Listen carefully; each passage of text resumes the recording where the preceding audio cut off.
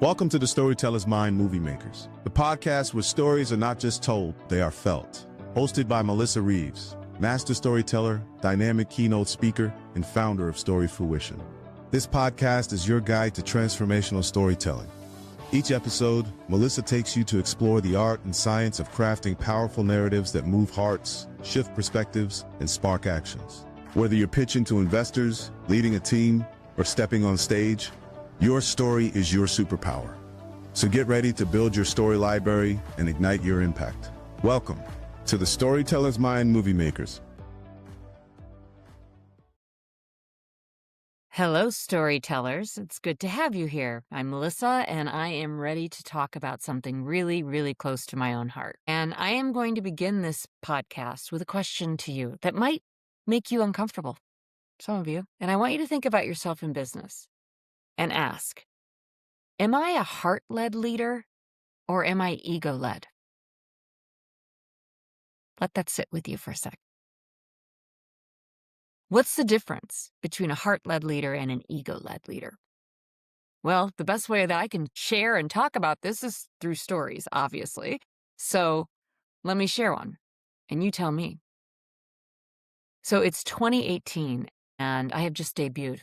I have just taken my idea that storytelling could be put into investor pitches and be more remembered than any stat or pie chart.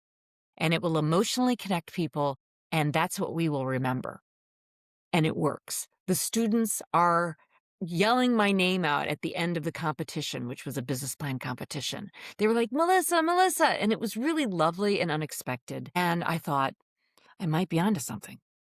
When I hear the click, click, click, click, click heels, and then I smell the alcohol on her breath before she even gets to the back of my head, leans into my ear and says, I don't give a fuck about their stories. I just want to know what's in it for me if I invest. Later, this very same person started telling people, I'm an excellent storyteller. I'm an excellent public speaker. I want to be on a TEDx stage because I know everyone's going to want to hear what I have to say. Ego-led or heart-led? I think the world has been raised by ego-led. This three-dimensional world that we live in, that we navigate, is all about polarity. Good versus bad, red versus blue, health versus sickness, rich versus poor, all of it, everywhere we go. And our leadership has been do, gotta know a plan, gotta get it done, gotta have your vision, gotta do it. How much have you done today? What have you done today? Are you contributing? You're not contributing enough, so you're out. That's ego-led leadership.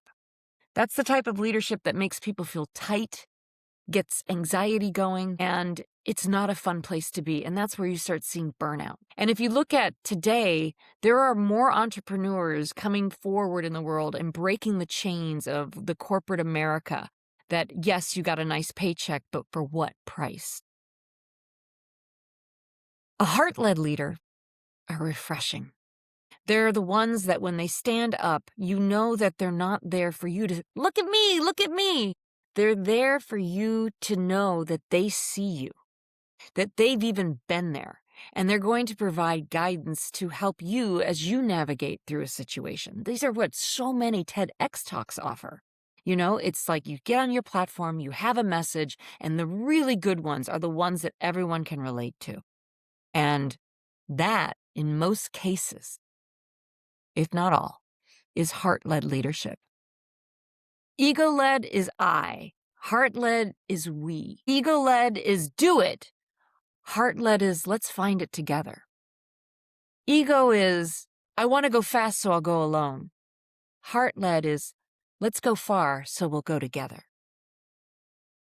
That level of the heart-led leadership is where I want to bring more people like you. You're listening to this podcast because you know that you have stories inside of you. you know that you could offer value beyond just your 9 to 5, right? And I applaud that. I recently took on a new client, and the subject matter that we're going to be facing is intense. It has to be walked very carefully around, but it's time for this message to be heard at this time as we as a society are looking for hope and relief and realizing that we can build what we want as a society when we use the heart-led leadership steps. And when I'm working with her, it's one of those situations where we have to work so closely together. Like, are we okay with sharing that part of the story? Are we feeling as though the audience will be able to absorb it? Who are we going to be talking to, and how will they receive? That is heart-led leadership. At one point, she said, "Well, I paid you, so you have to deal with this." And I said, "No, I could have turned this project down. I can do that. I choose who I see is aligned with the mission that I'm also headed towards, which is heart-led leadership." And when I'm working with her, I know that's exactly where she's at. Other signs of ego-led versus heart-led are, how do they act when they are in front of you as an audience member? I had the honor of coaching a storytelling show once, and there were a few people that I would notice were little bit newer in their career and believed like, oh my gosh, I'm on a stage with a microphone and everyone has to listen to me. And then they start walking and kind of flailing around the stage as if like that's what they believe a successful speaker does. And I had to break the myth. I had to like let them know that's not really working. You don't want to be contrite. You want to be deliberate. You want to be connected. You want to move organically so that the audience is with you on every move because they're picking up on it. That's the difference between more of an ego-led, not necessarily, I'm not saying a bad person, but it's ego-led. They can definitely switch it. And I saw that. I saw one who said, well, get a public speaker on stage and, we don't let meet a mic we don't like, and when, like, we want to be on stage because we want people to see us. And I stopped that person right then and there. And I said, careful, that is ego-led leadership. We want to be heart-led leaders. And your story that you're going to share in this show is so relatable. It's so funny. And you're doing a great job delivering it, but make sure you are connecting with the audience because your words and your experience are going to help them either dodge that experience too, or realize they're in it and then can have steps on how to get out of it. So you're providing a service through sharing this message. And I saw her switch. I saw her realize, oh my gosh, I actually am helping people. It's not about me. It's about what I have to bring to others. Heart-led leadership. So if you're an ego-led leader right now, it's okay. Catch it. Learn from it. Think about like I was an ego-led leader too at some points in my career. It's you get caught up in the system. You got to have goals. You got to do this or you didn't do enough and you're out. I had to do that. I had to be that. Like it was all there. But when you meet someone who's really good, then and really good meaning like they're connecting with you. They see you. They ask you questions. They care. They know about your family. They know your birthday's coming. And theirs. It becomes this reciprocal relationship. Isn't that really the world we want to build? Isn't it that the world that like let's do a vision story right now as far as heart-led leadership is, right?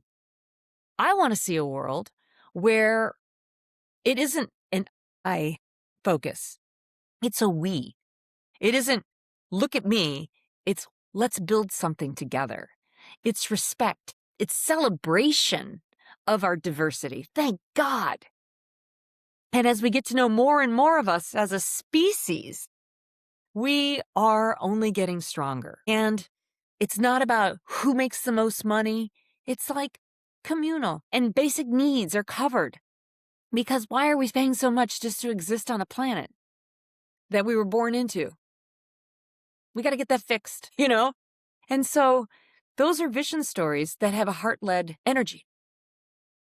Now, there is a place that's called the Heart Math Institute, and they have done a lot of research on the power of the heart. And they have said that the heart is an energetic source, and it is so much stronger than people realize. And like, they did studies where someone would lead from their heart and do a meditation towards another group of people, and then they would measure their magnetic fields, and they had altered. They had changed from that one person's energy going out there. So the point is that the heart is not just an attitude, it's an energetic force field. And so when we use it the way it's meant to be used, and we do that when we're telling stories that are from our heart with the audience from our, into our heart and back into theirs, we're unstoppable. So people kind of look at me and they're like, oh, so you're a storytelling coach. Isn't that cute? They don't realize, like Frida, the one who didn't give an F about my work, didn't realize that I wasn't just finding stories for pitches. I'm finding stories for people to transform, to become the best that they can be.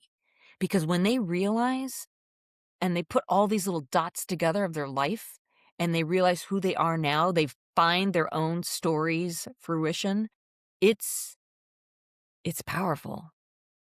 And it's why I'm getting up every single day.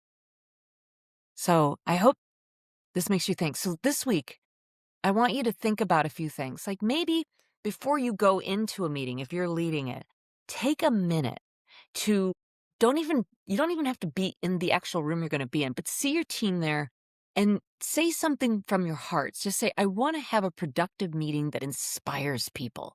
I want to hear a great idea, and I'm going to observe how we watch it, right? Like practice heart-led leadership. If you see someone who is being disregarded, ignored, maybe even bullied, step in. Because if you step in, then the person who is doing the quote-unquote crime or abuse, it stops them too. There's a story in my book called The Bathroom Warrior, and it's a beautiful story about a young girl.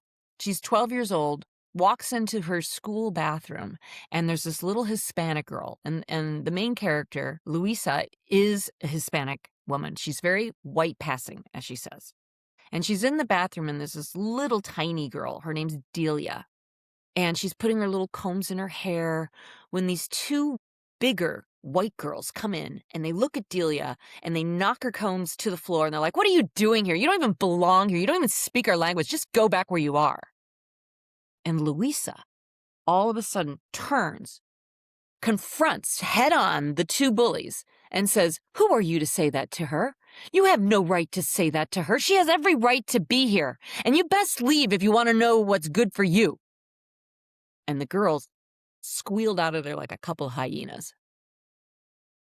And it was in that moment where Luisa turns to Delia and she realizes, I'm a Latina too.